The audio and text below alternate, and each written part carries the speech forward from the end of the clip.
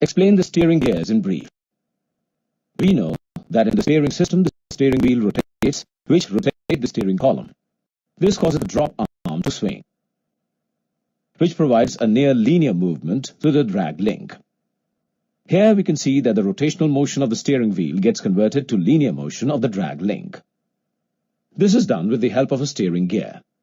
The function of this steering gear is to convert the rotary motion of the steering wheel into the linear motion of the drag link. Now let's discuss the construction and working of steering gear in detail. On the basis of design, steering gears are mainly of 5 types. Worm and worm wheel steering gear, worm and nut steering gear, worm and roller steering gear, recirculating ball type steering gear, and rack and pinion steering gear. Now let's discuss each one by one. Worm and worm wheel steering gear. A typical worm and worm wheel steering gear can be shown as: it consists of a steering column which is provided with square threads or worms on its end. This worm is engaged with a worm wheel provided in the casing. The drop arm or pitman arm is attached rigidly to the wheel spindle that carries the worm wheel. Now as the steering wheel rotates, the worm rotates.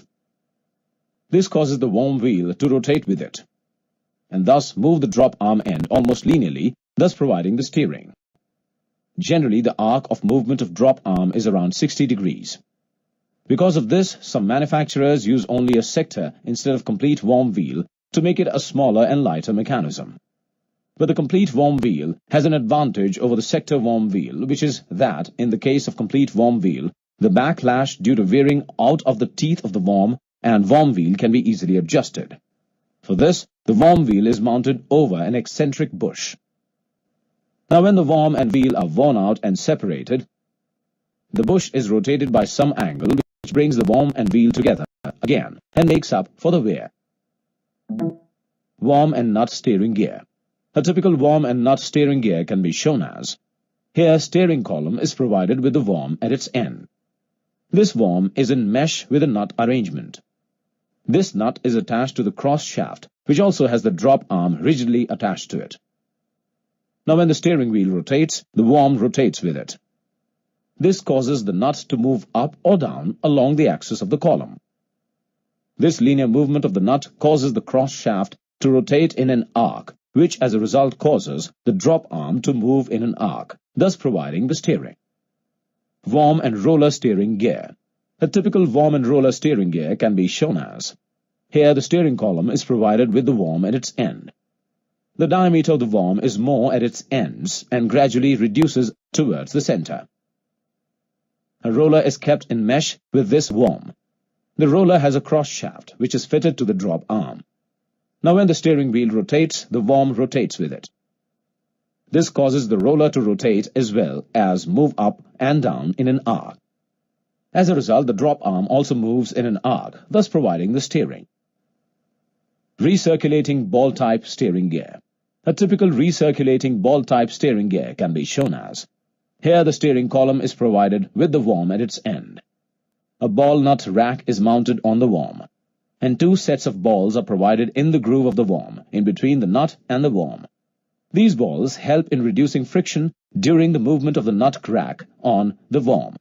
To recirculate these balls while steering, 2 mechanical guides are also provided in the nut rack. The nut rack is also provided with a few teeth outside, which always remain in mesh with the worm wheel sector. The drop arm is attached rigidly to the wheel spindle that carries the worm wheel. Now when the steering wheel rotates, the balls in the worm roll in the grooves and cause the nut rack to travel along the axis of the worm. This movement of the nut rack causes the wheel sector to turn at an angle, which causes the drop arm to move in an arc and thus provide the steering. Rack and pinion steering gear. A typical rack and pinion steering gear can be shown as: here the steering column is extended and attached to a pinion at its end with the help of a universal joint. This pinion is meshed with the rack, which has ball joints on both its ends to allow for the rise and fall of the wheels. Now when the steering wheel rotates, the pinion rotates with it. This causes the rack to move linearly, which causes the tie rods and stub axle to move, thus providing the steering. This type of steering is mainly suitable for small cars where steering forces are light. However, the gear ratio is limited by the diameter of the steering wheel and the pinion gear. On large vehicles with heavier loads, this becomes a disadvantage. That's why on large vehicles, recirculating ball-type steering gear is used. Now let's summarize the steering gears as: